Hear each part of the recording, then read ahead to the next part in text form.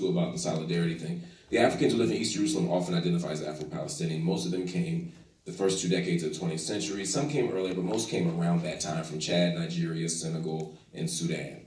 Most came either to do work under, what's his name? The bridge is named after him. Allen Bay. Yeah, Allen, thank you. Yeah, I forgot I'm at Harvard, yeah. So, Edward Allenby recruited some of them to do work. Before that, some came to be protectors of Aqsa Mosque. They all came as pilgrims, they came as workers, none of them came as slaves as part of their social identity. So that's part of why they make such a big deal about being Afro-Palestinians. But there are people in Jericho, for example, who've been there for hundreds of years. Before that, some came during, during the Ottoman Empire. Some came before. They don't identify as Afro-Palestinian. They would just say, I'm Palestinian.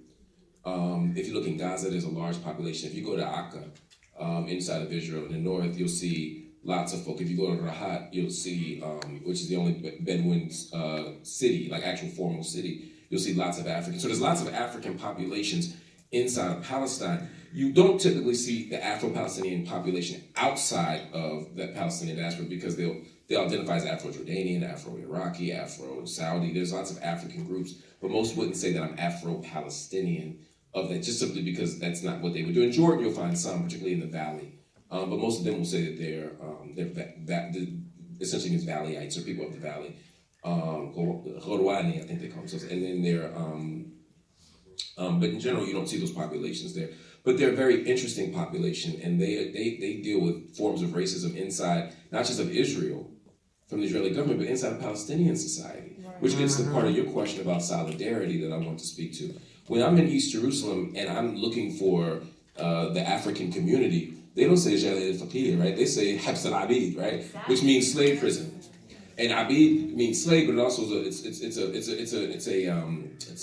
my brain moves slow down. Derogatory. It's a slur, thank you. It's a derogatory term against black folk. And they don't necessarily mean it in any way. I'd be like, well, don't call me Abid, I'd call me, I'm Marc, or I'm black, or I'm Asmut, or I'm brown, something, but that ain't the term, you know what I mean? But there's this way that it's deeply embedded into Palestinian culture as well. So in order to have a solidarity project, we have to uproot anti-black racism in Palestinian society as well.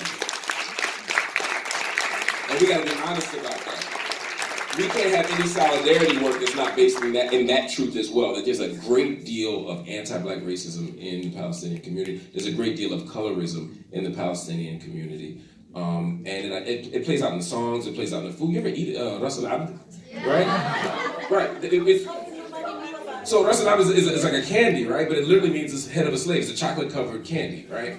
And it's not. And again, like people get hyped. Oh, give me one. And they ain't even thinking about it. But there's a way that this stuff is deeply embedded into society, and we have to unlearn that and uproot that stuff. And we have to show up for each other. It's not enough for us to be making delegations to Palestine. We need to see that work on the other end. And you asked how long has it been happening? It has been happening for a long time. If you go to in Jerusalem, there are people who are like Moroccan-born Jews who made Ali in '48, who formed a branch of the Black Panthers in Israel. So as a form of solidarity, but also as a way of racializing themselves and understanding themselves as black subjects inside of an empire. So there's a long history of folk trying to do that work. The PLO was very supportive of Nelson Mandela, very supportive of the Black Panther Party, very supportive. There's a Black Lives Matter push there too. It's being co-opted a little bit from some other groups in South Tel Aviv, but it's a really interesting moment right now to see how this stuff is playing out. But there's a long history of it, and it is happening, but we need more of it.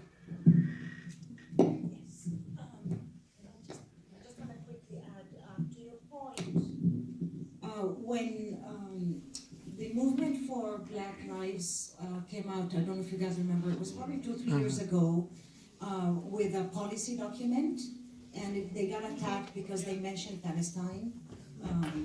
So when we were working, it was a group of Palestinian activists who think of ourselves as, we've done our work, we're not racist anymore. As we were trying to agree on a statement of solidarity, we became aware of how much work we needed to do amongst ourselves. And we became aware how much work we needed to do with our immediate families in the US context. And that's why we decided to translate the document into Arabic. So anybody here who tells me my parents don't know English, take that document, it's already in Arabic, it's online, and see if that can be a starting point of conversations with your families and with the grocery store and with the cab driver.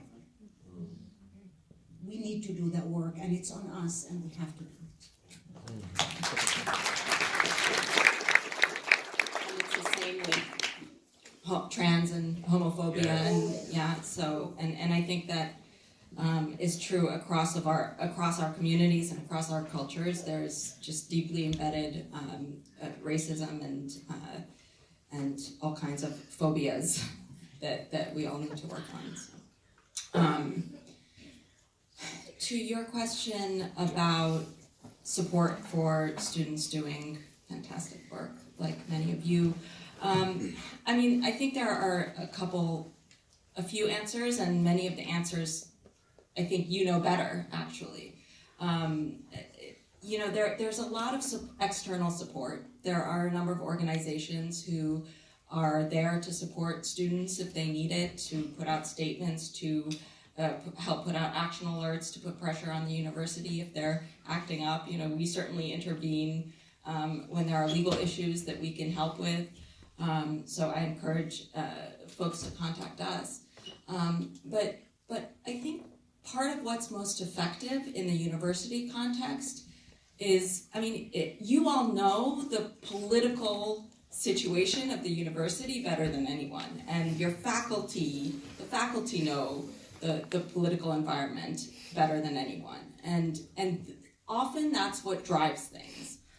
It's the internal politics in a university. Who's who has whose ear, who's influential.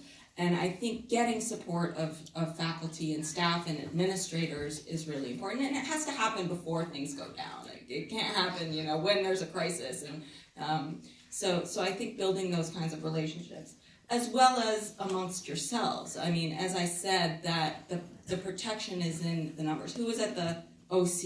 Is it the OC meeting where UC? Sorry. Who was at that meeting? A handful.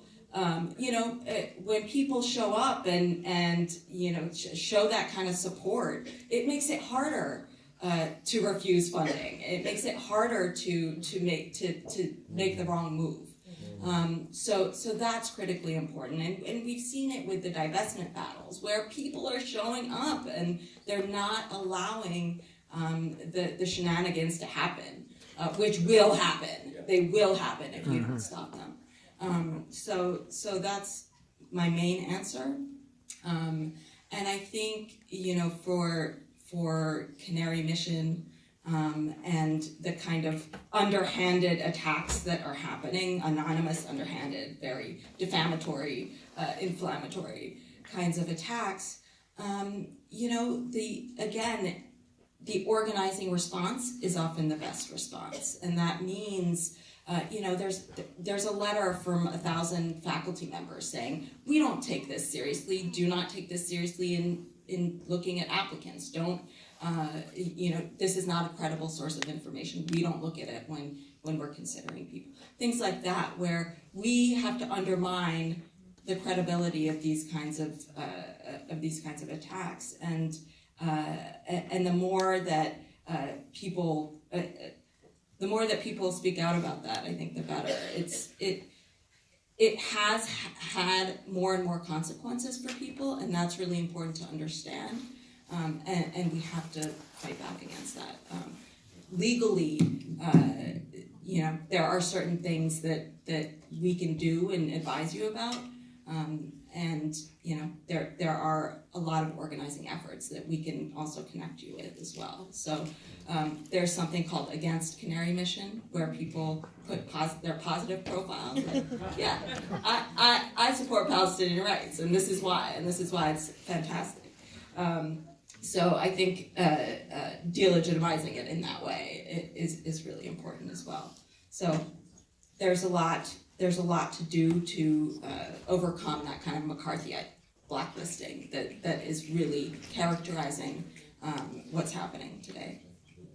And question about the students, faculty, we're going to add staff, and also our relation to community. But also is a human thing. This cuts across town and gown. There is power in numbers. The more persons who come forward, the more difficult it is to stigmatize in a very ugly and negative way. But we must never become so preoccupied with quantity that we downplay quality. The quality of the persons who are standing up. That's why when we talk about identity, with my dishes talk about identity, which is very important. The fundamental question is, what is the moral content of your identity? What is the framework under which you understand the causes of one's oppression and domination? And what are the political consequences of it? So that, for example, one of the aims, I think, of what we're trying to do is to make this issue for this generation what Vietnam was in the 60s. Yes. You see, to what El Salvador was in the 70s. What South Africa was in the 90s. But in raising it in that way, it accents the quality of the people who brought critique and resistance to bear on it.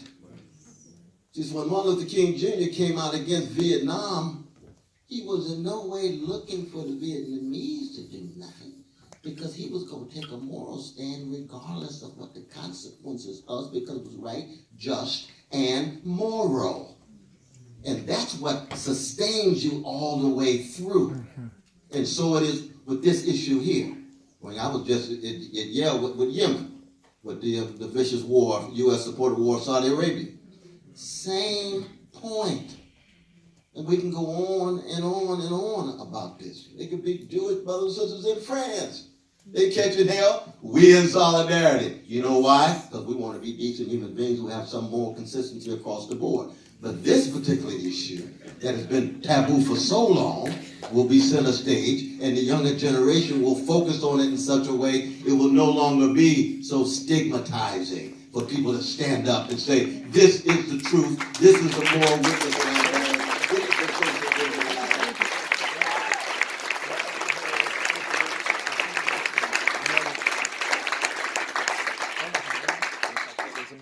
I just want to add to that, the media is also really important in getting support, because frankly, Harvard cares more about what's in the New York Times or the Washington Post or the Boston Globe than it does what all of us in this room say. So we need to get on the media too. And there are folks that help with that. I'm guessing we have time for maybe 2 more questions, because I'm looking at the time. So I'm going to go yes and then. Well, first of all, thank you. Harvard is such a violent space, especially true in the law school. And I know a number of us have been such a fog coming back to Palestine. Could you speak up, please? Sure. I was just saying that a number of us who just got back from Palestine have been such a fog, and this is like a huge balm for my heart, so thank you. My question is hopefully simple. In Palestine, we heard the resounding call for people to support PBS, and people saying like what it would mean, especially for a school like Harvard, to boycott, which sounds daunting. So the question for Brother West is, has there been, or and for the student organizers specifically in the room, is there a conversation to boycott Israel here? And if not, where do we start? Another question? Yes. My question is, how do you resist the rise of liberal Zionism and the dialogue of the future Palestinians, especially when activism is so entrenched in that kind of need for gradual change? So how do we address the rise of liberal Zionism?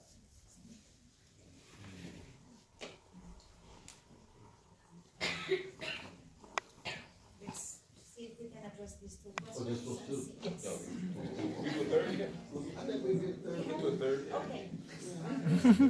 Third, let me see.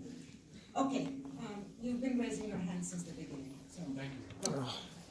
I just want to mention something that's happening tonight at Kent State University, which is an event very much like the event that's happening here tonight, sponsored by Black United Students and Students for Justice in Palestine. And the title of it is When I See Them, I See Us, Discussion on Black Palestinian Solidarity with BLM. and the group that is participating at Kent State are Cleveland Black Lives Matter. And I just want to share that this is the only place this is happening, and they know about this and send some form of solidarity. And Black United Students at Kent State came into existence, was organized before the well-known shootings that happened there in 1970, and were an integral part of this prehistory there. The movement at Kent State began with a protest against recruiters from the Oakland Police Department who were coming to Kent State to recruit, and at the time when the Black Panther Party were rising in power. And that was really the beginning of the coming together of the, at that time, white student left and the black movement embodied in the Black United Students, which continue to this day. And I just wanted to share that little example of something that's very similar to what's happening here. Thank you. Thank you. Is there a third question? But I appreciate that. That makes fun.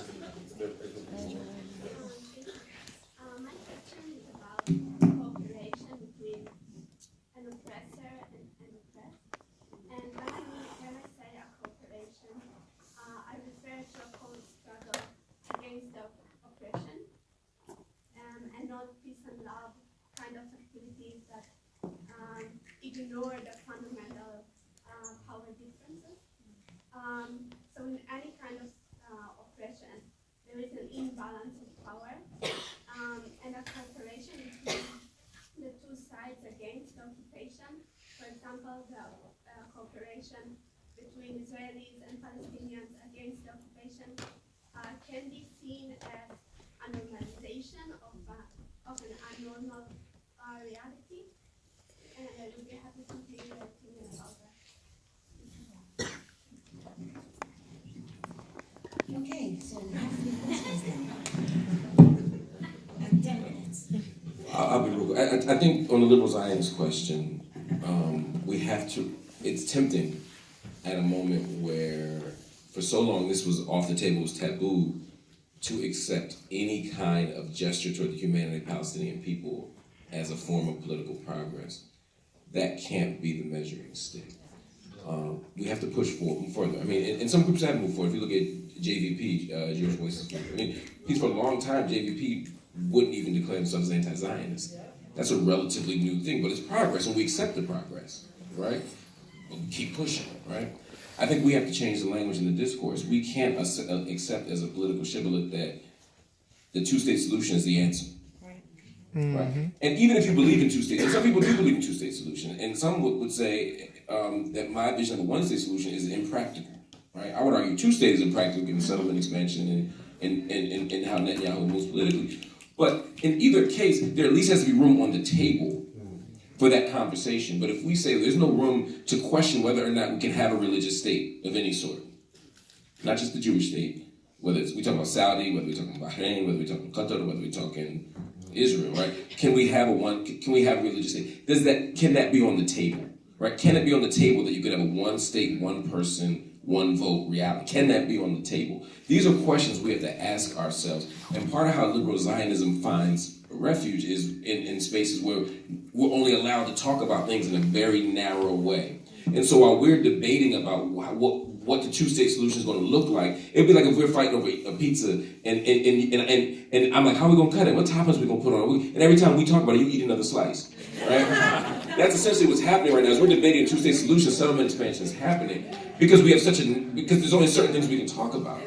Let's reimagine the conversation and push back against liberal Zionism and say that there's no room even for liberal Zionism. And much of what you're beginning to see from the Democratic Party, to your point of normalization, is an acceptance, one, that it's a conflict, which itself normalizes its asymmetric power relationship and frames it as a dispute as opposed to a military occupation or a settler colonial project. So you have to be able to change the language around this stuff. You have to be able to have a different conversation about what's actually happening on the ground. You have to be able to have a different conversation about the role that international law is going to play in this conversation. The fact that we're even having a debate about Golan Heights. Take Palestine off the table for a minute. Just a conversation about what it means in a post-World War II context for nations be able to take land by force. I mean, that has extraordinary implications. But because we make an exception for Palestine, we make an exception for Palestine on all these issues, it allows liberal Zionism to operate in a way where we say, well, look, just have the state do less harm to Palestinian folk, and we see that as a victory. But we're not challenging the fundamental premise of Zionism. And I would say one tiny little thing about, I mean, I agree, I have the same challenge you have to Zionism. I'd like to be a little more, I think there's room to have a different conversation about the various forms of Zionism across history and the types of, I agree with you that this particular project of Zionism is a settler colonial white supremacist project that creates an ethno state. No dispute about that. But I think there's room to unpack Zionism. But ask the question, is any form of Zionism possible as a moral project viable? Is any form of nationalism viable? But until we're able to have those nuanced, complicated conversations, then we end up with so few options that liberal Zionism seems desirable or like a reasonable option in this political context. And so we end up voting for the best we get is an Obama or whomever who's essentially a liberal Zionist at best, whose ultimate courage is to have a no vote at the UN as opposed to voting against settlement. So I don't want to go too far off the top. My point is just we have to have, the way to push back against liberal Zionism is to challenge its fundamental premises and to demand that we put a light on all these things that we're holding to be taken for granted truths. I think part of the problem has been that there's been so many lies told about the history of Israelis and Palestinians. There's a sense in which there's a pre-Zaid and post-Zaid reality. Not that Edward did it all by himself. There were scholars from all around the world, some of whom were Jewish actually themselves, but of course Noam Chomsky's and others are very important in this regard in terms of having the courage to lay bare to very deep truth-telling. But there's a lot of lies that have been told. So what happens is, I mean, liberal Zionism is heterogeneous, a lot of different varieties of it. But you got a lot of young Jewish brothers and sisters these days who've been told so many lies, and they're beginning to wake up. So you get, if not now, they break from J Street. And you think, well, we're radical. Well, Palestinian people have been telling you that for a long time. Come on over, come on over. Recognize these Jews. We've been telling you about this. We lay bare. Oh, but my God, the mendacity that we got in the camps, the summer camps, the indoctrination, to use our brother's language, the indoctrination, right, that's taking place in those camps. So that they begin to move very slowly. They move from right-wing Zionism to liberal Zionism. I'm so progressive now. We're concerned with the truth. Keep track of the Palestinian suffering. Now, in the end, I believe the truth is bigger than all of us. I don't believe any one human being or one community has a monopoly on the truth, capital T. I really don't. But somebody's right and somebody's wrong in terms of an analysis of what's happening, you see. So that what is happening is the exploding of these varieties of liberal Zionism as certain truths are revealed, but most importantly, as solidarity is manifest. Because political consciousness and awakening and critical orientation has everything to do with being pushed, being unsettled. And to the degree to which our solidarity movement is stronger is the degree to which people have to come to terms to say, I've been arguing this for 10 years and it is as weak as pre-sweetened Kool-Aid. I can't even believe it myself anymore. And you're going to get that of a whole lot of folks, not just Jewish, but black and white and others who believe the hype about what the story has been and what the realities are on the ground. And to the degree to which that shattering takes place is the degree to which, lo and behold, you get some genuine veritas taking place. You get some real education taking place. Sometimes the lights go off, sometimes the lights go on. That's all right. But the veritas can't be stopped, especially from below. Especially from below.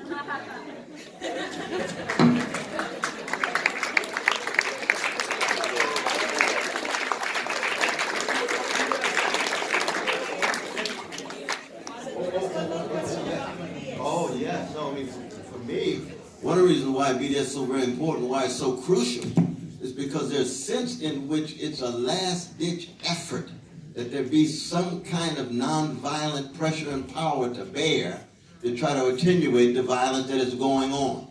And to the degree to which there's international solidarity, as we saw in South Africa and other places, might be nonviolent means to which we be able to generate some kind of change and transformation. In the end, we know it's going to be multiple strategies.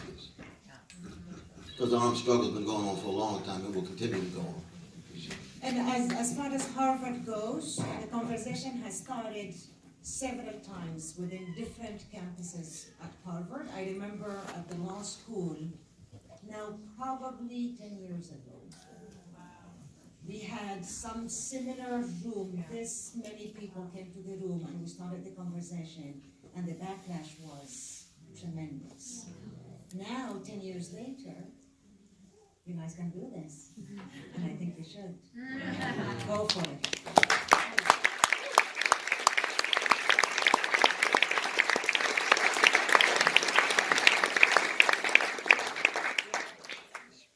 You know, one other issue to raise is the Islamophobia. We didn't really get into what it means to put less value on a Muslim life as opposed to a Christian life, a Jewish life, a Buddhist life, let alone a non-European Muslim life.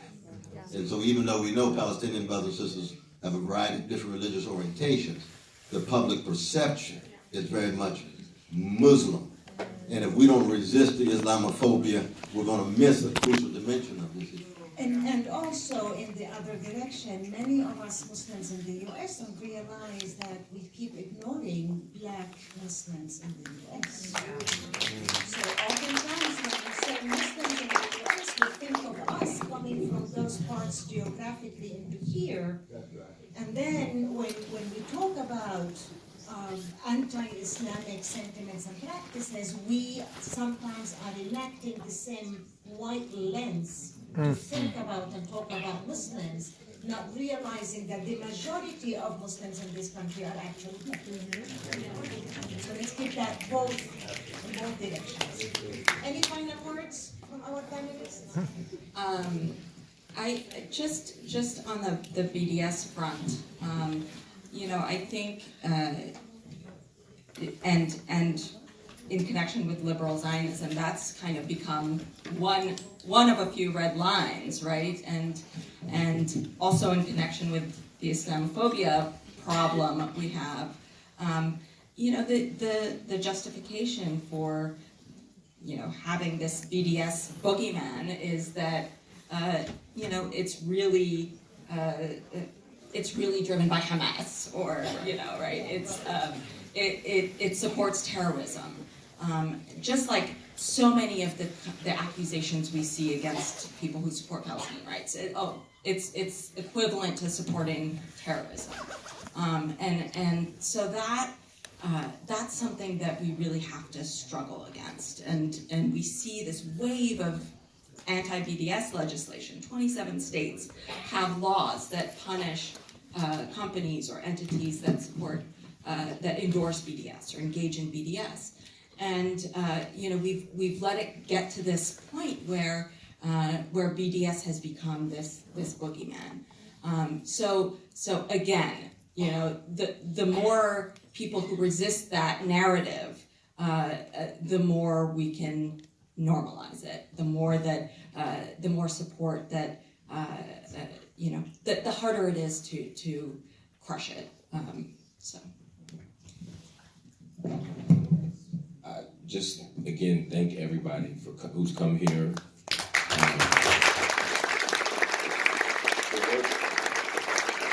The work we're doing matters, and don't let and the fact that there's so much resistance, the fact that there's so much repression. It's like this because you are winning. Mm-hmm. And despite the moment being somewhat frustrating and somewhat wild and somewhat unpredictable, I have never been more confident than at this exact moment that we will be victorious.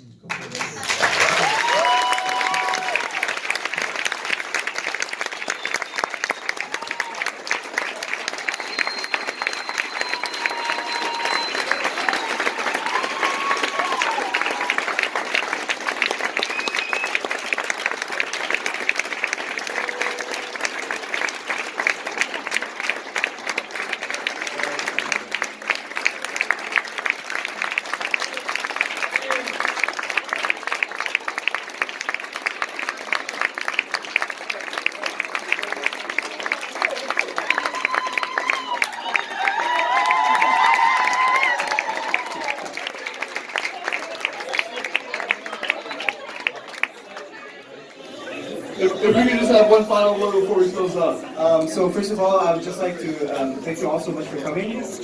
We would like to state and strongly state that the PSC does not stand for any form of racism or to downplay any kind of oppression for any group of people, and that we condemn and we deplore all forms of oppression and racism, including anti-Semitism, for the same reason and with the same strength that we condemn the Israeli apartheid system against the Palestinians.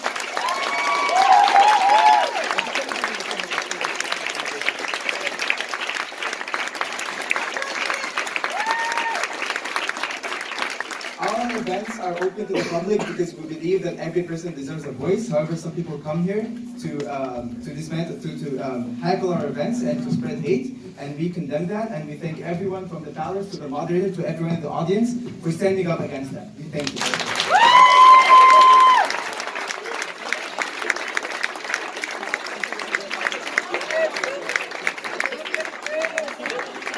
Have a blessed night, everyone. Thank you so much. If people want to learn more about